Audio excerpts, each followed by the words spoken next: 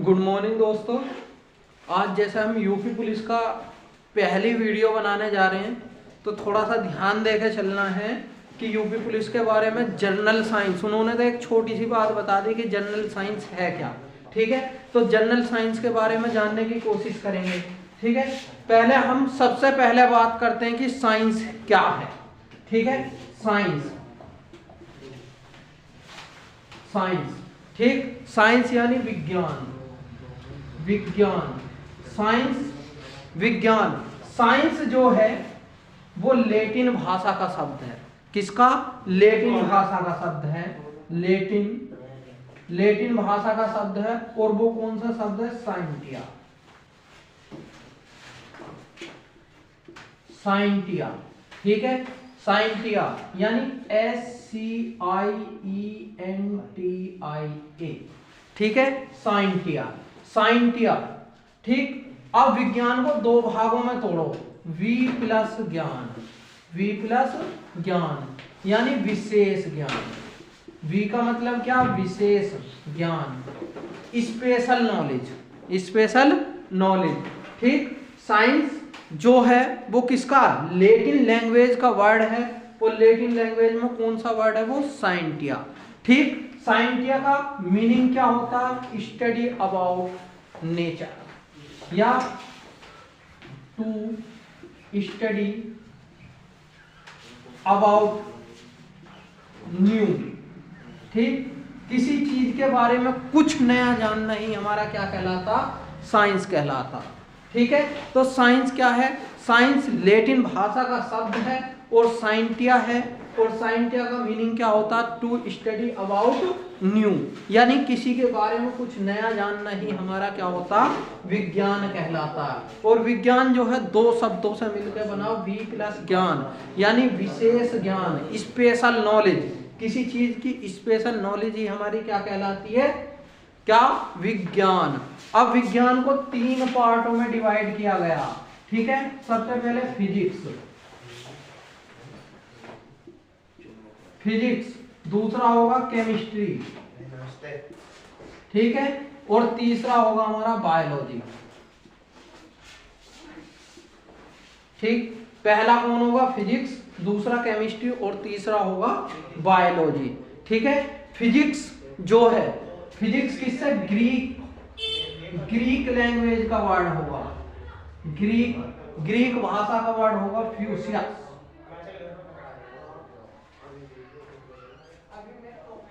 फ्यूसियस, ठीक है, फिजिक्स किसका होगा? ग्रीक लैंग्वेज का वर्ड होगा फ्यूसियस।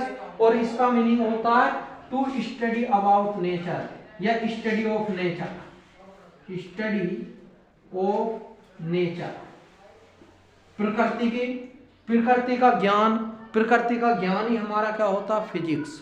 ठीक है, फिजिक्स को हम बोलते हैं भौतिक विज्ञान।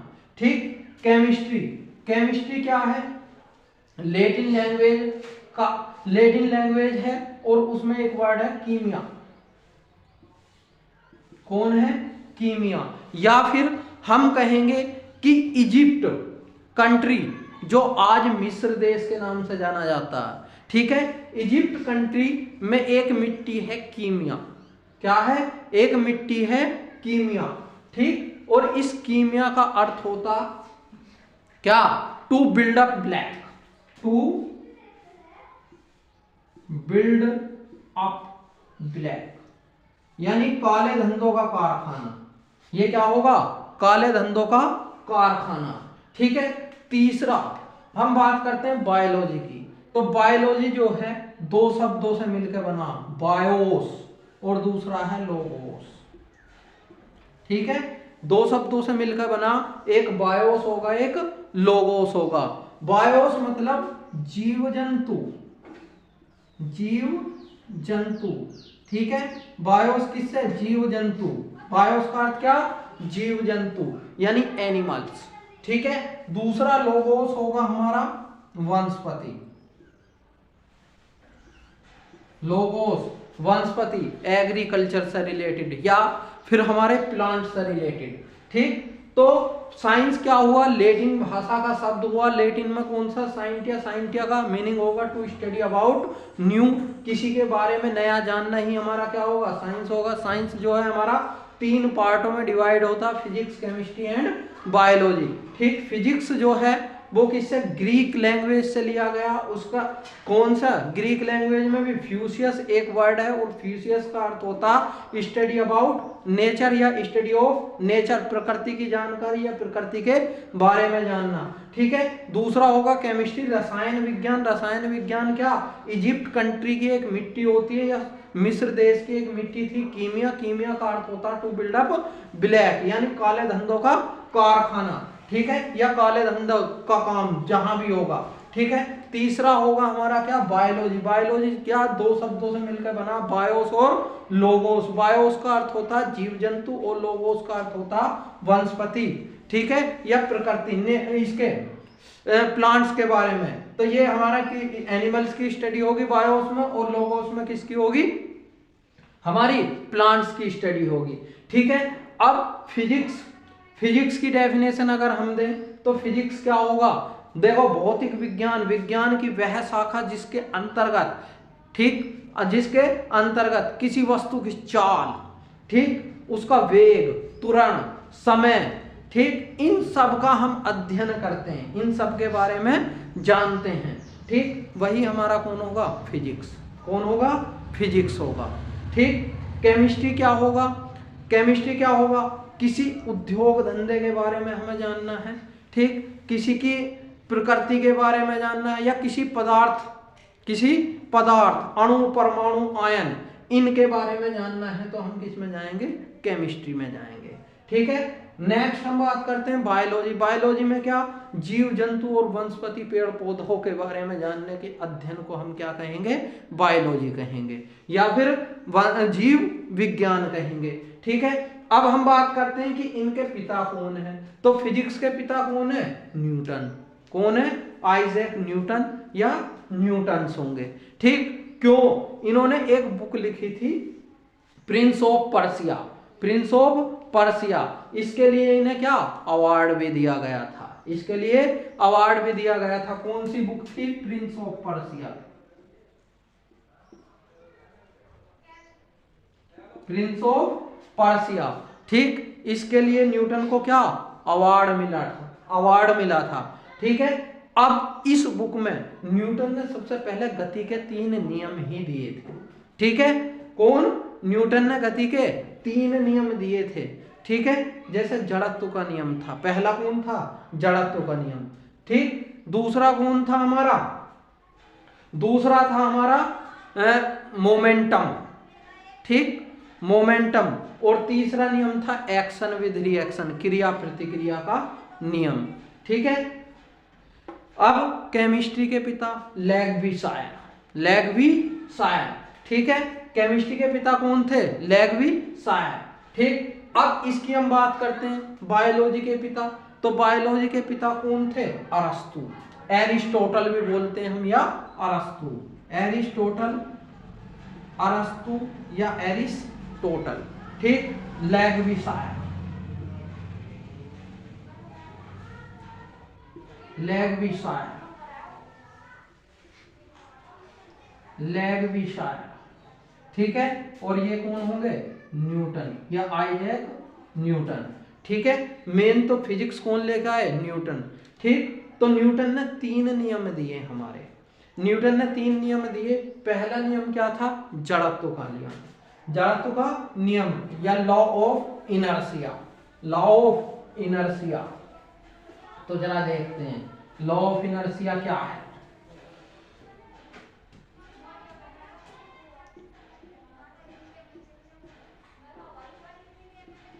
लॉ ऑफ इनर्शिया, या फिर हम बोलते हैं जड़त्व का नियम, जड़त्व का नियम। ठीक है, जड़त्व का नियम क्या है, तो जड़त्व का नियम क्या, कोई भी वस्तु तब तक एक ही पोजीशन पे होनी चाहिए जब तक कि उस पर एक्सटर्नल फोर्स ना लगाया जाए। यानी कोई वस्तु या तो विराम अवस्था में है तो विराम अवस्था में ही रहेगी, या गतिमान अवस्था में है तो गतिमान अवस्था में ही रहेगी। कब तक? जब तक कि उस पर कोई एक्सटर्नल फोर्स ना लगाया जाए। ठीक है, ये हमारा जड़त्व का नियम या लॉ ऑफ इनर्शिया भी कहते हैं हम। ठीक, अब जैसे मान लो कोई आदमी बाइक लेके निकलता, ठीक है, अचानक उसके सामने कुछ आ जाता, तो कुछ आ जा रहा उसके सामने, तो तब तक वो मोशन में ही रहेगी जब तक उस पर वो ब्रेक नहीं लगा देता। ठीक है, इसी को हम क्या बोलते हैं? Law of inertia. इसके बहुत सारे एग्जांपल है, जैसे एक आदमी बस में बैठा हुआ, ठीक है, बस चल रही है, अब वो आदमी किसमें? रेस्ट पोजीशन में। ठीक, अचानक बस के सामने कुछ आ जाता तो बस वाला ब्रेक मार देता, ठीक, तो आदमी आगे की ओर झुक जाता। यानी क्वेश्चन क्या बनता? क्वेश्चन बनता हमारा कि कोई वस्तु, कोई गाड़ी चल रही है और उसमें बैठा हुआ व्यक्ति अचानक आगे की ओर झुक जाता है, क्यों? ठीक, तो क्या लॉ ऑफ इनर्शिया क्या कहता है? लॉ ऑफ इनर्शिया कि कोई वस्तु या तो मोशन में या तो रेस्ट में, यानी कि या तो गतिमान है या तो हमारी कैसी है? विराम अवस्था में। कब तक? जब तक कि उस पर कोई बाह्य बल नहीं लगाया जाता। या फिर कोई वस्तु चल रही है, ठीक, कोई वस्तु चल रही है और अचानक ब्रेक लगने पे क्या होगा? वो आगे की ओर गिर गया या झुक गया, तो ये क्या है? लॉ ऑफ इनर्शिया है। ठीक है, या हम कहेंगे कि किसी ट्रेन में अचानक चलते हुए क्या आदमी जो ट्रेन जो है अचानक चलते हुए रुक जाए। ठीक, इसका मतलब क्या? लॉ ऑफ इनर्शिया, यानी चेन पुलिंग कर दी और ट्रेन रुक गई। ठीक है, चेन पुलिंग कर दी और ट्रेन रुक गई।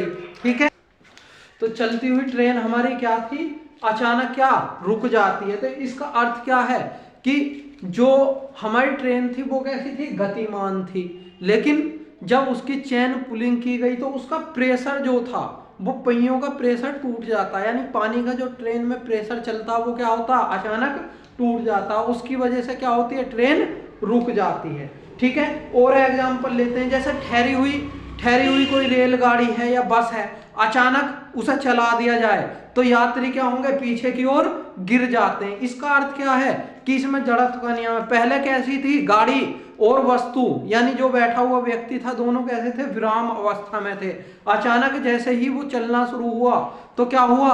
गाड़ी तो हमारी कैसी आ गई? ट्रेन या गाड़ी किस में आ जाएगी? हमारी गतिमान अवस्था में। और उसमें बैठा हुआ व्यक्ति पहले भी विराम अवस्था में था और अब भी विराम अवस्था में था। इस वजह से क्या हुआ? वो कैसा हुआ? पीछे की ओर गिर जाता है। या फिर हम बात करते हैं, मान लो हमारे पास एक ये बोतल है, ठीक, इस बोतल के ऊपर ढक्कन पर हम क्या रख देते हैं? एक कागज रख देते हैं, उस कागज के ऊपर कुछ रख देते हैं, सिक्का विक्का रख देते हैं, तो उसे अगर हम प्यार से धीरे से निकाल दें, कागज को धीरे से खींचे, तो वो सिक्का क्या होगा? अचानक पानी के ऊपर रुक जाता है, उसमें पानी में डूबता नहीं है, अचानक क्या होगा? पानी के ऊपर रुक जाता है। इसकी क्या वजह है? क्यों? देखो, शीशा पहले उस पर जो सिक्का रखा हुआ था वो किस में था? विराम अवस्था में था, ठीक, और कागज भी किस में था? विराम अवस्था में। जो उसमें गिलास में पानी भरा हुआ वो भी किस में? विराम अवस्था में। जैसे ही हमने धीरे धीरे करके कागज को निकालना शुरू करा तो सिक्का तो हमारा विराम अवस्था में ही रहा, लेकिन जो कागज था वो हमारा किस में आ गया? गतिमान अवस्था में आ गया। ठीक, तो जब हम कागज को आराम से निकाल लेंगे तो वो किस में आ जाएगा? हमारा विराम अवस्था। कागज गतिमान अवस्था में रहेगा, सिक्का विराम अवस्था में रहेगा, यानी सिक्का पानी में नहीं डूबता। ये क्या? जड़त्व का नियम। ठीक है, नेक्स्ट हम बात करते हैं। मान लो एक खिड़की है, ठीक, खिड़की में अचानक अगर मैं गोली मारता हूं तो खिड़की में गोली, शीशे में उतना ही छेद होगा जितने में गोली जाएगी, ठीक, लेकिन उस खिड़की में अगर कोई मैं पत्थर मारता हूं, उस खिड़की में अगर मैं पत्थर मारता हूं तो पूरा शीशा चटक जाता है, पूरा शीशा टूट जाता है। ठीक, क्या कारण है? जड़त्व का नियम। क्यों? देखो, जब शीशा खिड़की में लगा हुआ था, जब शीशा खिड़की में लगा हुआ था तो शीशा किस में था, विराम अवस्था में। जब उसमें गोली लगी तो शीशा तब भी विराम अवस्था में था, लेकिन गोली कैसी आ रही थी, अपनी स्पीड से, अपनी गतिमान अवस्था में आ रही थी। तो जितने पोर्शन में टकराई उतने पोर्शन से टकरा के बाहर निकल गई। लेकिन अगर मैं बात करता हूं किसकी, पत्थर की, पत्थर का क्या वो क्या होगा, आकार थोड़ा सा बड़ा होगा, जबकि गोली का आकार कैसा होता, छोटा होता। इस वजह से क्या होगा, जब खिड़की हमारी किसमें थी, विराम अवस्था में। पत्थर दूर से चल के आ रहा, उसमें कोई ना कोई स्पीड थी, वेग था, गतिमान था। ठीक, इस वजह से पत्थर जब खिड़की में लगता तो पत्थर खिड़की के शीशा कैसा होगा, चटक जाएगा, टूट जाएगा। ठीक है, तो यही वजह है। क्लियर। नेक्स्ट, अब देखो हम कंबल ले लेते हैं हाथ में। ठीक, कंबल को डंडे से पीटने लगो तो उसमें से कुछ धूल के कण नीचे की ओर गिरने शुरू हो जाते हैं। इसका अर्थ क्या है, इसका अर्थ यह है कि कंबल कैसा, विराम अवस्था में। लेकिन जब हम उस पर किसी डंडे से पीट रहे हैं उसे, या डंडे से मारने पर उसमें क्या होगा, धूल के कण भी विराम अवस्था में थे। जब उसे पीटना शुरू करा तो डंडा हमारा गतिमान अवस्था में है और धूल के कण कैसे थे, विराम अवस्था में थे। पीटना शुरू कर दिया, ये निकालना शुरू कर दिया तो क्या हुआ, उसमें धूल के कण नीचे गिरने शुरू हो गए। तो क्या है ये, जड़त्व का नियम। क्या होगा जी, ये जड़त्व का नियम होगा। ठीक, अब किसी गाड़ी में या ट्रेन में, ठीक है, किसी गाड़ी या ट्रेन में हम बैठे हुए गोद में, ऐसे ऐसे बैठे हुए, ऐसे बॉल को उछाल रहे हैं। ठीक है, बॉल उछाल रहे हैं तो वो सीधे हमारे गोद में ही आके गिरती है। ऐसा क्यों, ऐसा क्यों, क्या कारण है इसका, तो जड़त्व का नियम है। देखो, गाड़ी अपनी स्पीड से गतिमान अवस्था में है, लेकिन हम कैसे हैं, विराम अवस्था में। और जब हमने बॉल उछाली तो बॉल किस में, गतिमान अवस्था में। जितनी स्पीड से गाड़ी चल रही है उतनी स्पीड से क्या, बॉल भी उसके साथ चल रही है। इस वजह से क्या होगा, बॉल हमारी गोद में ही आके गिरती है। ये क्या है, जड़त्व का नियम। ठीक है, नेक्स्ट हम बात करते हैं कि लंबी कूदने वाला धावक या दौड़ने वाला खिलाड़ी जो होगा, शुरू में क्या होगा, बहुत स्पीड से दौड़ता। ठीक, स्पीड से क्यों दौड़ता, क्योंकि जिससे वो ज्यादा गतिमान अवस्था में आ जाए, स्पीड से दौड़ता है। इसीलिए ये क्या है, जड़त्व का नियम है। ये सारे एग्जाम्पल किसके थे, जड़त्व के नियम के थे। ठीक है, अब हम बात करते हैं दूसरा, संवेग। ठीक है, संवेग या मोमेंटम। दूसरा नियम क्या है इसका, संवेग या मोमेंटम। संवेग या मोमेंटम। ठीक, संवेग या मोमेंटम इसे किससे प्रदर्शित करते हैं, P = mv। और ये क्या होगा, F = ma।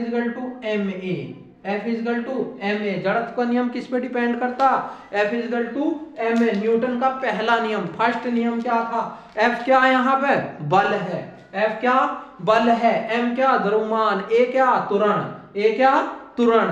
ठीक है, और यहाँ पे इसका मात्रक क्या होगा, देखो द्रव्यमान का मात्रक किलोग्राम। ठीक है, और इसका कितना होगा, मीटर/सेकंड²। किलोग्राम मीटर/सेकंड²। इसी को हम बोलते हैं न्यूटन। क्या बोलते हैं, न्यूटन। ठीक, ये किसमें, MKS सिस्टम में ये इसका मात्रक होगा न्यूटन। ठीक, या फिर हम बोलते हैं क्या, इसका CGS सेंटीमीटर/ग्राम/सेकंड पद्धति में इसका मात्रक, या सिस्टम में इसका मात्रक क्या होगा, डाइन। बल का मात्रक कौन होता, डाइन। ठीक, और एक न्यूटन में कितना, 10⁵ डाइन होते हैं। एक न्यूटन में 10⁵ डाइन होंगे। एक न्यूटन में कितना होगा, 10⁵ डाइन होंगे। तो क्या फॉर्मूला, F = ma। F क्या होगा, बल होगा, m द्रव्यमान, और a क्या होगा उसका, एक्सीलरेशन या त्वरण होगा। इसका मात्रक m का क्या होगा, किलोग्राम, a का कितना होगा, मीटर/सेकंड²। इस पूरे को हम क्या बोलते हैं, न्यूटन। क्या बोलते हैं, न्यूटन। और CGS में इसका मात्रक क्या होता है, डाइन। ठीक है, यानी ये किस में आ जाएगा, ग्राम में, और ये सेंटीमीटर पर सेकंड स्क्वायर, सेंटीमीटर पर सेकंड स्क्वायर। द्रव्यमान किस में होगा, ग्राम में, और ये किस में होगा, एक्सीलरेशन त्वरण किस में होगा, सेंटीमीटर पर सेकंड स्क्वायर। इसी को हम क्या बोलते हैं, डाइन। और 1 न्यूटन में कितने, 10⁵ डाइन होते हैं, 10⁵ डाइन होते हैं। नेक्स्ट जरा हम बात करते हैं दूसरे नियम की। तो दूसरा नियम हमारा क्या बनता, दूसरा नियम होता संवेग, ठीक है, या संवेग परिवर्तन का नियम भी होता। तो इसमें क्या होगा, किसी वस्तु के द्रव्यमान और उसके वेग के गुणनफल को हम क्या बोलते हैं, संवेग बोलते हैं। किसी वस्तु के द्रव्यमान और उसके वेग के गुणनफल को हम क्या बोलते हैं, संवेग, यानी संवेग परिवर्तन, ठीक है, संवेग परिवर्तन का नियम भी बोलते हैं, P=mv, ठीक है। v क्या है इसका, वेग, वेलोसिटी, वेग वेलोसिटी, m द्रव्यमान होगा और p होगा इसका मोमेंटम या संवेग परिवर्तन, ठीक है, संवेग परिवर्तन होगा।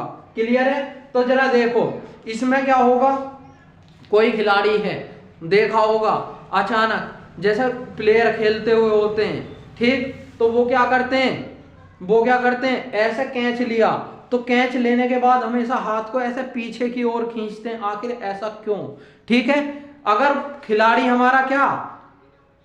हमारा सीधे के सीधे ऐसी एक जगह कैच पकड़ ले, एक जगह ऐसी, तो ना तो बॉल हाथ में रुकेगी और ना ही क्या खिलाड़ी बॉल हाथ में भी नहीं रुकेगी और खिलाड़ी के हाथ में चोट भी लगेगी। इसलिए वो बॉल की स्पीड को कम करने के लिए, उसके मोमेंटम को चेंज करने के लिए क्या, हाथ पीछे की तरफ खींच लेते हैं, हाथ पीछे की तरफ खींच लेते हैं। इसी को हम बोलते हैं संवेग परिवर्तन का नियम। इससे क्या होगा, ना तो खिलाड़ी को चोट लगेगी और ना ही क्या होगा, ना ही बॉल हाथ से निकल के जाएगी। दूसरा, तैरने वाले, ठीक है, तैराक जो होते हैं वो हमेशा शरीर को क्या मोड़ के ही पानी में क्यों कूदते हैं, सीधे क्यों नहीं कूद जाते, जिससे हमारे शरीर पे चोट ना लगे, जिससे हमारे शरीर पे चोट ना लगे। चोट से बचने के लिए हम क्या करते हैं, बॉडी के मोमेंटम को या संवेग में परिवर्तन ले आते हैं, ठीक है। इससे हमारे चोट भी नहीं लग पाती और हमारा क्या होगा, संवेग परिवर्तन भी हो जाता है, ठीक है। तो ये एग्जाम्पल जरूर ध्यान रखें, ठीक है। थर्ड बात हम करते हैं क्या, एक्शन विद रिएक्शन, ठीक, एक्शन विद रिएक्शन, ठीक, क्रिया प्रतिक्रिया का नियम, क्रिया प्रतिक्रिया का नियम, क्रिया प्रतिक्रिया का नियम, ठीक है। तो जरा देखो क्रिया प्रतिक्रिया का नियम क्या है। क्रिया प्रतिक्रिया का नियम, मान लो कोई व्यक्ति है, ठीक, अचानक मजाक में उसके एक थप्पड़ मार दिया जाए, ठीक है, तो क्या होगा, वो भी तुरंत एक थप्पड़ मारेगा, ठीक। तो जैसी हमने उसके साथ क्रिया करी, उसकी वैसी क्या हुई, हमें प्रतिक्रिया मिल गई, ठीक। अब जरा एग्जाम्पल लेकर चलते हैं। एक व्यक्ति इस तरफ नाव पर खड़ा है और दूसरी नाव पर कूदना चाहता है, दूसरी नाव पे कूदना चाहता, तो जब वो एक नाव से दूसरी नाव पर कूदेगा, यहाँ एक नाव पर खड़ा हुआ है ये रहा, और इस वाली नाव पर वो कूदना चाहता है। जब वो इस नाव से इस नाव पर कूदेगा तो इतना ही बल वो पीछे की तरफ लगाएगा जितना बल वो कूदने में आगे की तरफ लगा रहा है, ठीक है। तो इसी को हम क्या बोलते हैं, क्रिया प्रतिक्रिया का नियम, ठीक। जरा देखो समझो इस बात को, क्या ये तो हो गया एग्जाम्पल कि जैसा पेड़ लगाओगे वैसे ही फल पाओगे, इसी को हम क्रिया प्रतिक्रिया कहते हैं, ठीक। जैसे काम करोगे वैसा ही उल्टा रिएक्शन लोगे। जैसे एक व्यक्ति बंदूक चलाना सीख रहा है, ठीक है, एक व्यक्ति बंदूक चलाना सीख रहा, तो अगर वो व्यक्ति ऐसे कंधे से ऐसा बंदूक लगा के चलाना सीखे, ठीक, अगर वो कंधा लूज रख देता तो जितना गोली आगे की तरफ बल लगाती है, बंदूक से निकलने में आगे की तरफ बल लगाती है, उतना ही बल उसकी प्रतिक्रिया पे लगता है, यानी उसका कंधा टूट जाएगा। अगर वो कंधे को लूज रखेगा तो उसका कंधा टूट जाएगा। इसीलिए इसीलिए कहा जाता है जब भी गोली चलाई जाए या बंदूक चलाई जाए तो कंधा टाइट होना चाहिए, या फिर हम ऐसे बंदूक चला रहे हैं, ठीक है, तो हाथ को लूज नहीं रखेंगे, हाथ को टाइट रखेंगे, जिससे कि हमारे हाथ को झटका ना लगे, हमें चोट ना लगे। इसी को हम क्या बोलते हैं, क्रिया प्रतिक्रिया का नियम बोलते हैं। ठीक है दोस्तों, तो हमारी वीडियो अगर अच्छी लगे, पसंद आए, लाइक करना, शेयर करना, सब्सक्राइब करना, और ज़्यादा से ज़्यादा कोशिश ये करना कि चीज़ों को सरल शब्दों में समझने की कोशिश करना। ठीक है, तो धन्यवाद। जय हिंद, जय भारत।